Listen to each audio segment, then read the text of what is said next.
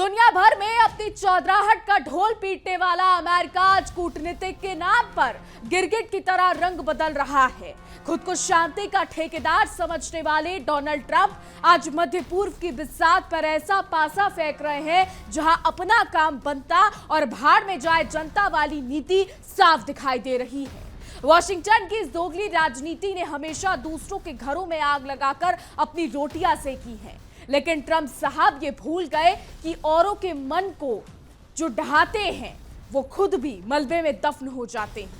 कल तक जो अमेरिका इजराइल की पीठ थपथपाकर उसे युद्ध की आग में झोंक रहा था, आज वही सुपर पावर अपने स्वार्थ और तेल के बिजनेस के चक्कर में ईरान के सामने घुटने टेक कर खड़ा है। ट्रंप की इस अवसरवादी और पीठ में छुरा घोंपने वाली कूटनीति ने साबित कर दिया है कि अमेरिका का ना तो कोई ईमान है और ना ही कोई सगा। उसकी नीतियां सिर्फ और सिर्फ धोखे और फरेब की बुनियाद पर टिकी हुई है। नमस्कार, बहुत स्वागत है आपका। विश्व युद्ध देख रहे हैं आप। मैं हूं आपके साथ इशिका त्याग।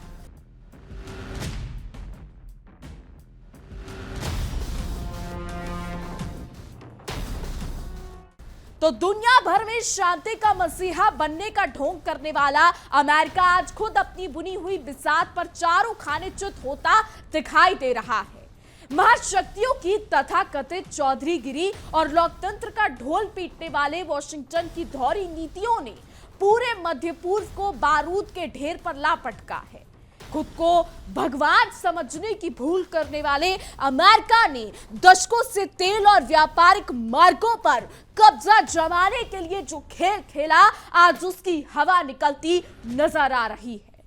पश्चिमी एशिया को अपनी जागीर समझने वाले ट्रंप साहब अब शांति दूत बनने का मुखौटा पहनकर कूटनीति का ऐसा नया पासा फेंक रहे हैं जिसने उनके अपने ही सबसे भरोसेमंद मोहरे इजराइल की पीठ में छुरा घोंपने का काम किया है। गठन के बाद से ही हर वक्त बंदूक की नोक पर जीने वाले इजराइल को आज पहली बार यह एहसास हो रहा है कि गेहूं के साथ धुन भी पिसता है। अपने अस्तित्व की रक्षा के नाम पर फिलिस्तीनी पहचान को इतिहास के पन्नों से मिटाने पर इजराइल ने कभी पश्चिम एशिया का पेरिस कहे जाने वाले बैरूत को मलबे का ढेर बना दिया। हिजबुल्लाह को मिट्टी में मिलाने के खोखले दावों के बीच दक्षिणी लेबनान में जो कयामत ढहाई गई, उसने इजराइल के क्रूर चेहरे को पूरी दुनिया के सामने बेनकाब कर दिया। सीरिया से लेकर क्षेत्र में हवाई हमलों की बौछार करने वाले इजराइल का घमंड आज आसमान छू रहा है, लेकिन वो ये भूल गया कि अंधेर नगरी चौपट राजा का ये खेल ज्यादा दिनों तक नहीं चलने वाला। हालांकि अगर हिजबुल्लाह की बात करें तो दुनिया के कई ऐसे देश हैं जो हिजबुल्लाह को एक आतंकवादी संगठन मानते हैं। दुनिया में ऐसे कई देश है, इजराइल है, अमेरिका है, यूके है, कई ऐसे देश हैं जो कहते हैं कि हिजबुल्लाह जो है वो आतंकवादी गतिविधियों में शामिल रहा है। यानी हिजबुल्लाह भी कोई दूध का धुला नहीं है, लेकिन ईरान इनको प्रॉक्सी ग्रुप्स कहता है, वही दूसरे देश इनको आतंकवादी गुट कहते हैं। तो यहाँ पर दूध का धुला ना तो ईरान है, ना इजराइल है, ना अमेरिका है और ना ही हिजबुल्लाह है। अब जरा इस महाशक्तिशाली नौटंकी के दूसरे पहलू को देख लीजिए, जहां अमेरिका और इजराइल के पैरोकार ये रोना रोते हैं कि वो चारों तरफ से घिर चुके हैं, तानाशाहों से घिरे हैं। हमास, हिजबुल्लाह, हूती जैसे संगठनों को सुरक्षा चुनौती बताकर इजराइल खुद को दूध का धुला साबित करने की नाकाम कोशिश करता रहा है। हालांकि इतना समझना बेहद जरूरी है, जैसा कि हमने आपको पहले बताया कि हिजबुल्लाह, हमास, हूती को आतंकवादी संगठन कहा जाता है। कहा जाता है कि आतंकवादी गतिविधियों में इनका सबसे ज्यादा रोल रहा है। तो दूध के धुले ये भी नहीं है और दूध का धुला इजराइल भी नहीं है। अमेरिका के टुकड़ों पर पलने वाली इजरायली सेना ने हमेशा यह भ्रम पाला कि वॉशिंगटन की छत्रछाया के बिना उनका पत्ता भी नहीं हिल सकता। अमेरिकी सीनेट और कांग्रेस में इजराइल समर्थक लॉबी ने इस कदर अपनी जड़ें जमा रखी हैं कि वहां की नीतियां सिर्फ और सिर्फ तेल का जो बिजनेस है और हथियारों के मुनाफे के इर्द गिर्द घूमती है। लेकिन 100 दिन चोर के तो एक दिन साहूकार का होता है। आज वही अमेरिका घुट्टों पर आकर ईरान जैसे विरोधी के सामने नतमस्तक होता दिख रहा है। डोनाल्ड ट्रंप साहब जो कल तक हमास और हूती को मटियामेट करने की हुंकार भर रहे थे, आज वही ट्रंप इजरायली प्रधानमंत्री बेंजामिन नेतन्याहू को बीच मझधार में छोड़कर कूटनीतिक सौदेबाजी की रोटियां सेक रहे हैं। अपनी राजनीतिक रोटियां सेकने के लिए ट्रंप ने कूटनीति का ऐसा गिरगिट जैसा रंग बदला है कि तेल, ऊर्जा और व्यापारिक मार्गों पर अपना दबदबा बनाए रखने के लिए उन्होंने इजरायल को ही किनारे लगा दिया। ये साम्राज्यवाद का वो नया चेहरा है जहां अमेरिका सिर्फ अपने फायदे के लिए दोस्तों की बलि चढ़ाने से भी गुरेज नहीं करता। अब जरा ट्रंप की उस नई चाल को देखिए, जैसे उनके अंधभक्त क्षेत्रीय समीकरण बदलने का मास्टर स्ट्रोक बता रहे हैं। हिजबुल्लाह से निपटने के नाम पर ट्रंप ने अब सीरिया के उन हाथों में कमान सौंपने का इशारा किया है जिनके तार कभी खूंखार आतंकी संगठन अलकायदा से जुड़े थे। बता दें कि नई सीरियाई सरकार को लेबनान का ठेकेदार बनाने की वकालत करके ट्रंप ने इजरायल के जख्मों पर नमक छिड़कने का काम किया है। हालांकि इसकी कोई आधिकारिक पुष्टि नहीं है, रिपोर्ट्स ये दावे करती हैं। वॉशिंगटन के इस बदलते सुर ने साफ कर दिया है कि अमेरिका के लिए कोई सगा नहीं होता, वो केवल अपने स्वार्थ का अंधा पैरोकार है। उसे सिर्फ अपने से मतलब है, दूसरों से कोई मतलब नहीं है। राजनीतिक दलदल में फंसे बेंजामिन नेतन्याहू के लिए अब आगे कुआं और पीछे खाई वाली स्थिति बन चुकी है। एक तरफ घर में भ्रष्टाचार के मुकदमे की तलवार लटकी है, तो दूसरी तरफ अक्टूबर के चुनावों में गठबंधन सरकार को बचाने की जद्दोजहद है। ऐसे में वॉशिंगटन की ये बेरुखी नेतन्याहू को 7 जन्मों तक याद रहेगी, क्योंकि ट्रंप ने एक एक कर उनके सारे पत्ते काट दिए हैं। गाजा की तबाही पर ट्रंप का बदला हुआ नजरिया और ईरान के साथ पर्दे के पीछे हुई गुप्त सौदेबाजी में इजरायल को दूध की मक्खी की तरह निकाल फेंकना यह साबित करता है कि अमेरिका सिर्फ गिरगिट की तरह रंग बदलना जानता है। ईरान और इजरायल की जंग में कौन जीता कौन हारा यह आप लोग बखूबी जानते होंगे, लेकिन सवाल यह है कि आखिर इजरायल मोर्चे पर पीछे कैसे हटता जा रहा है। अपने आप से नहीं हट रहा, यह भी आप बखूबी जानते होंगे। क्या अमेरिका का प्रेशर इतना ज्यादा इजरायल के ऊपर बढ़ गया है कि उसे पीछे हटना पड़ रहा है? और सवाल यह भी है कि इस पूरे महासंग्राम में ईरान कैसे जीत रहा है? क्या अमेरिका और इजरायल का जो ये खटपट चल रहा है, इससे क्या ईरान को फायदा मिल रहा है? बिल्कुल मिल रहा है, लेकिन और क्या है? इसी को बेहतर तरीके से समझने के लिए चलते हैं मेरी सहयोगी नैना के पास और नैना से जानते हैं आखिर ये पूरा मामला क्या है। देखिए,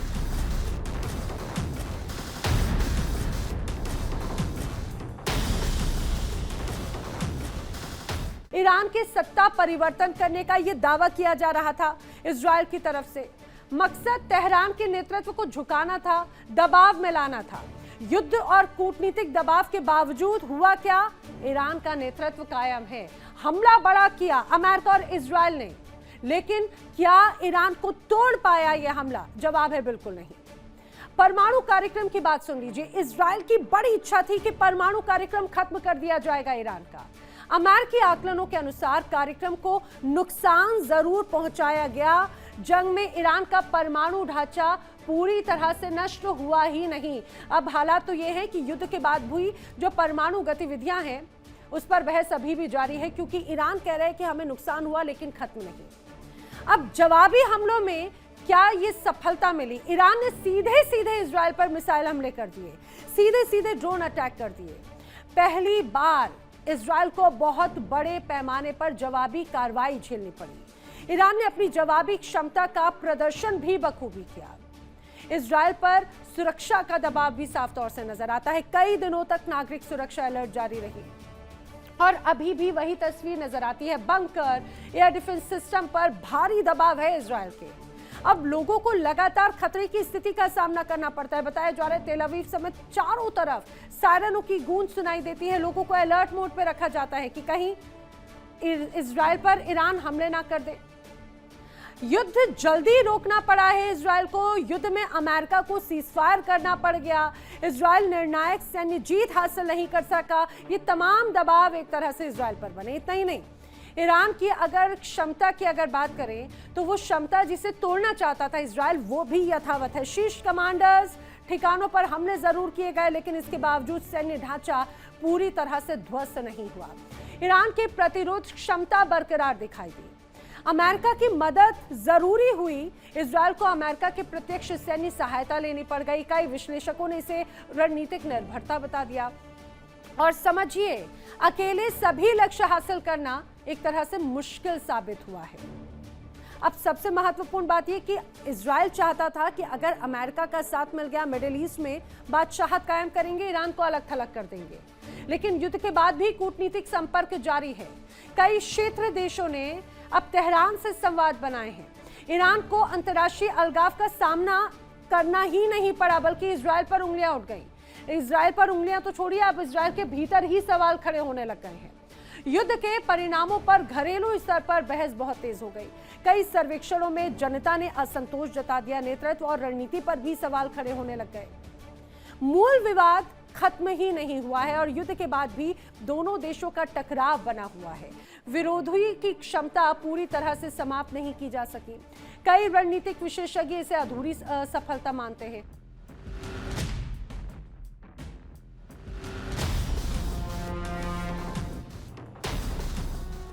तो बहुत शुक्रिया नैना आपका।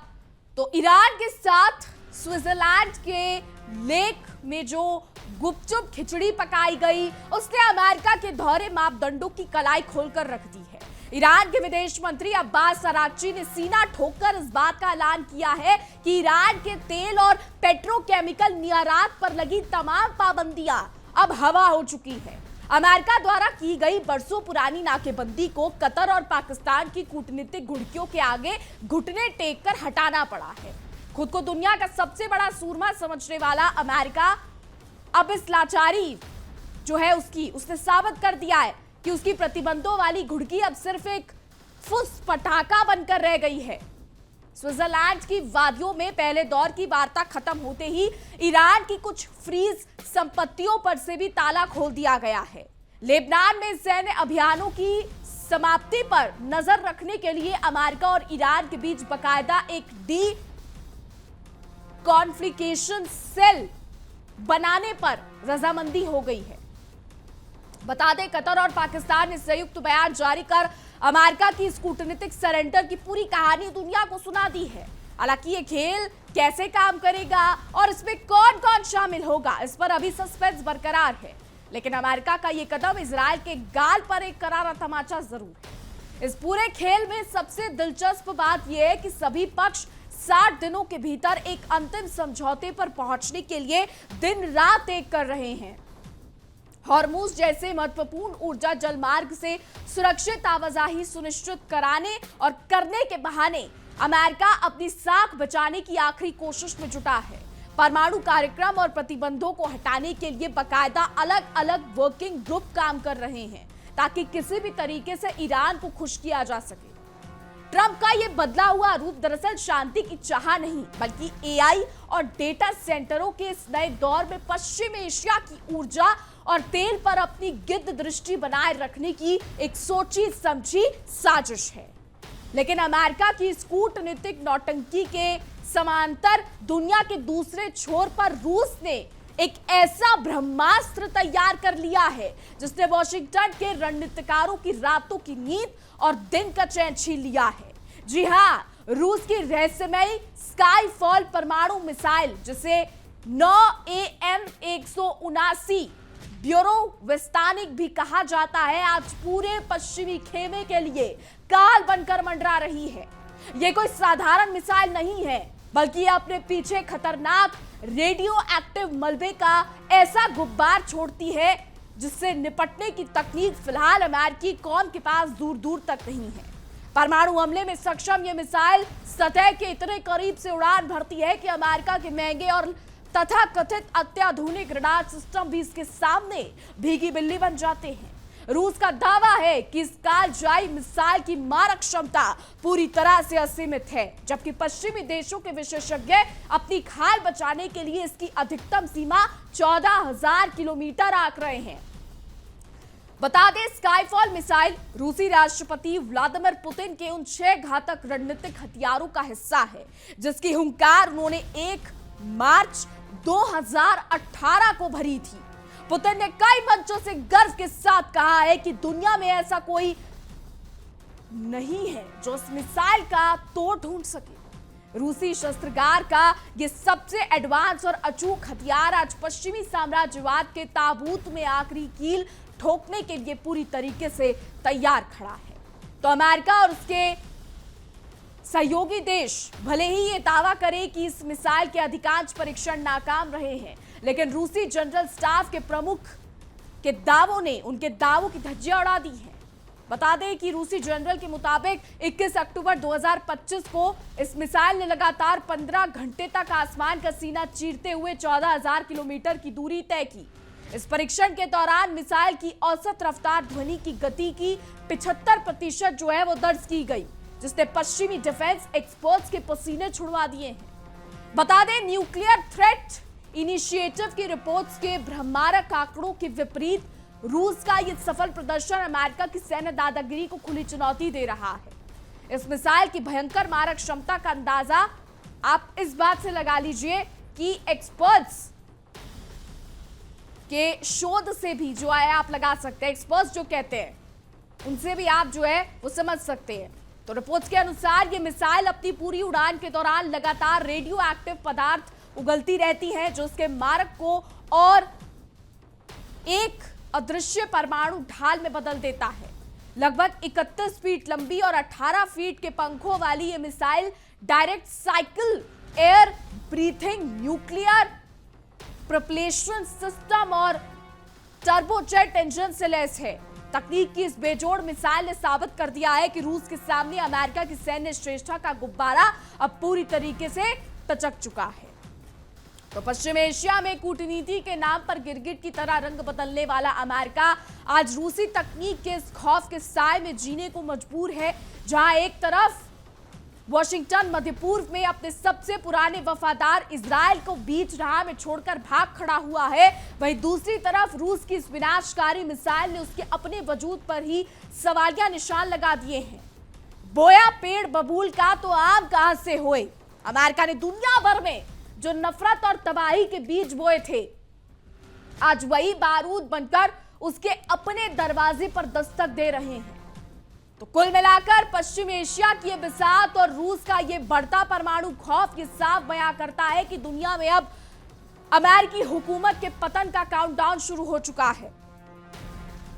ट्रंप की कूटनीतिक चालें और इजराइल के साथ किया गया ये विश्वासघात आने वाले समय में खुद अमेरिका को भारी पड़ने वाला है। शांति की आड़ में तेल और डेटा सेंटरों की भूख मिटाने की वॉशिंगटन की आखिरी छटपटाहट है, लेकिन रूस के स्काई फॉल जैसी घातक मिसाइलों ने यह तय कर दिया है कि अब दुनिया महाशक्तियों के इस दोहरे खेल को बर्दाश्त करने के मूड में बिल्कुल नहीं है। इस महाशक्तिशाली ड्रामे की कमान संभालने अमेरिका आज कूटनीति के नाम पर जो पासा फेंक रहा है, उसने ये साफ कर दिया है कि दाल में कुछ काला नहीं, बल्कि पूरी की पूरी दाल ही काली है। वॉशिंगटन ने हमेशा अपनी जरूरत के हिसाब से दोस्तों को मोहरा बनाया और काम निकल जाने के बाद उन्हें दूध से मक्खी की तरह निकाल फेंका। आज इजराइल उसी अमेरिकी बेरुखी का सबसे ताजा शिकार बनता दिख रहा है, जिसे कभी वो अपना सबसे बड़ा सुरक्षा कवच मानता था।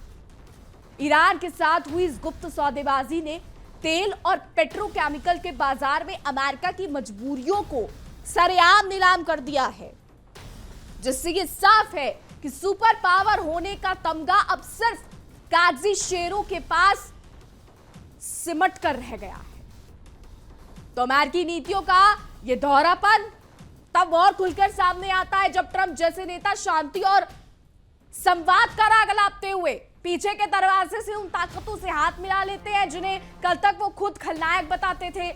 पाकिस्तान और कतर की मध्यस्थता के आगे घुटने टेककर अपनी नाकेबंदी को खत्म करना किसी कूटनीतिक जीत से ज्यादा अमेरिका की ढहती साख का जीता जागता सबूत है।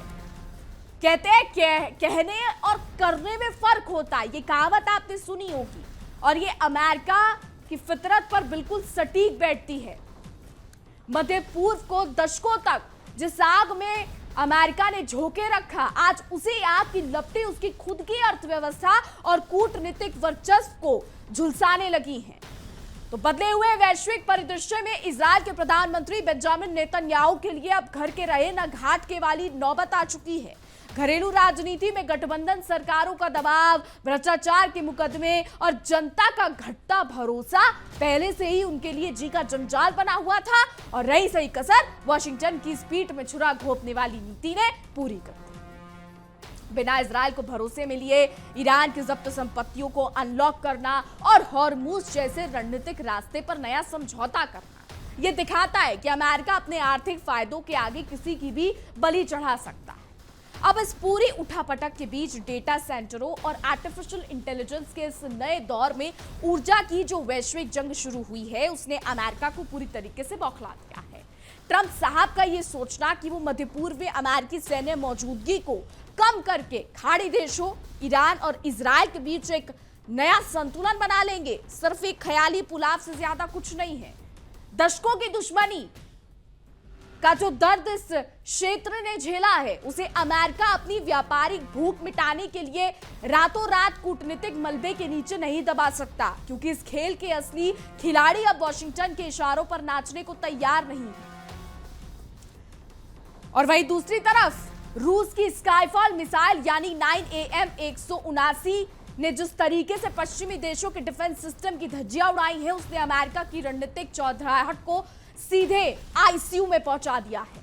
सतह के बेहद करीब से उड़ने वाली इस परमाणु मिसाइल की तकनीक ने नेटो जैसे देशों के उन महंगे रडारों को खिलौना साबित कर दिया है जिनके दम पर अमेरिका पूरी दुनिया को डराया करता था। ध्वनि की रफ्तार के 75% हिस्से से उड़ने वाले इस अजय हथियार ने यह साबित कर दिया है कि अगर रूस ने आंखें तेज की तो वॉशिंगटन के पास आत्मसमर्पण के अलावा कोई दूसरा विकल्प नहीं बचेगा। वहीं अमेरिकी रक्षा विश्लेषक जो कल तक रूसी मिसाइल को एक नाकाम प्रोजेक्ट बताकर अपनी पीठ थपथपा रहे थे, आज वो खुद AMIT के वैज्ञानिकों की रिपोर्ट देखकर बंगले झांकने पर मजबूर हैं। बता दें कि विशेषज्ञ ये मानते हैं कि ब्रीथिंग न्यूक्लियर सिस्टम पर किए गए खुलासों ने अमेरिकी सैन्य घमंड की हवा निकाल दी है। हवा में उड़ते हुए रेडियो एक्टिव मलबे की ढाल बनाने वाली इस 31 फीट लंबी मिसाइल का मुकाबला करने की तकनीक फिलहाल किसी भी पश्चिमी देश के पास नहीं है, जो अमेरिका के सर्वशक्तिमान होने के दावे पर एक करारा तमाचा है। इस पूरी बिसात को ध्यान से देखें तो समझ आता है कि जैसी करनी वैसी भरनी का नियम आज अमेरिका पर पूरी तरीके से लागू हो रहा है। सीरिया में अलकायदा से जुड़े रहे कुछ लोग सरकार को लेबनान का ठेकेदार बनाने की वकालत करके ट्रंप ने जिस तरीके की अदूरदर्शिता दिखाई है, वो आने वाले समय में खुद अमेरिका के लिए आत्मघाती साबित होगी। आतंकवाद के खिलाफ लड़ाई का ढोंग रचने वाला वॉशिंगटन आज अपने फायदे के लिए उन्हीं ताकतों को शह देने पर उतर आया है जिन्हें वो कभी दुनिया के लिए सबसे बड़ा खतरा बताता था। हालांकि इसकी कोई आधिकारिक पुष्टि नहीं है, रिपोर्ट से दावा कर रही है। वहीं स्विट्जरलैंड में अमेरिका और ईरान के बीच चल रही 60 दिनों की यह समय सीमा दरअसल अब किसी शांति समझौते की तैयारी नहीं है, बल्कि अमेरिका द्वारा अपनी डूबती नैया को बचाने का एक हताश प्रयास है। कतर और पाकिस्तान के संयुक्त बयानों ने यह साफ कर दिया है कि अब वैश्विक फैसलों की चाबी अकेले वॉशिंगटन के पास नहीं रही। परमाणु मुद्दों और आर्थिक प्रतिबंधों को हटाने के लिए बने वर्किंग ग्रुप इस बात के गवाह है कि अमेरिका को अब अपनी शर्तों पर नहीं बल्कि दूसरों के बनाए नियमों के मुताबिक टेबल पर बैठना पड़ रहा है। साम्राज्यवाद के इस नए दौर में, जिसे हम साम्राज्यवाद 2.0 कह सकते हैं, इजराइल और ईरान भले ही मोहरे की तरह इस्तेमाल हो रहे हो, लेकिन इस खेल की असली पटकथा अमेरिका के गिरते प्रभाव के इर्द गिर्द लिखी जा रही है। तेल, गैस और व्यापारिक कूटनीति के नाम पर पूरी दुनिया को बेवकूफ बनाने वाली अमेरिकी हुक्मरान आज खुद अपनी ही चालों के जाल में इस कदर उलझ चुके हैं कि उन्हें बाहर निकलने का कोई रास्ता नहीं सूझ रहा। दोस्तों को धोखा देना और दुश्मनों के आगे घुटने टेकना अब वॉशिंगटन की नई कूटनीतिक पहचान बन चुकी है। आखिर में यह साफ हो जाता है कि दुनिया अब किसी एक महाशक्ति की जागीर नहीं रही और अमेरिका का यह दोहरा रवैया उसके अपने पतन की दास्तान लिख रहा है। एक तरफ जहां मध्य पूर्व में उसकी चालबाजियों ने उसके सबसे भरोसेमंद सहयोगियों का विश्वास तोड़ दिया है, वहीं दूसरी तरफ रूस के स्काईफॉल जैसी सैन्य ताकतों ने उसकी दादागिरी को हमेशा के लिए दफन करने का पूरा इंतजाम कर लिया है। तो अब पछताए होत क्या जब चिड़िया चुग गई खेत। अमेरिका ने जो तबाही और अविश्वास की राजनीति शुरू की थी, आज वही उसके अपने साम्राज्य के अंत का कारण बनने जा रही है। अब आने वाला समय बताएगा कि अमेरिका का क्या होता है, खाड़ी में क्या होता है और इजराइल का क्या होता है। फिलहाल हमारी आज की रिपोर्ट में बस इतना ही। तमाम खबरों के लिए देखते रहिए इंडिया डेली 24/7।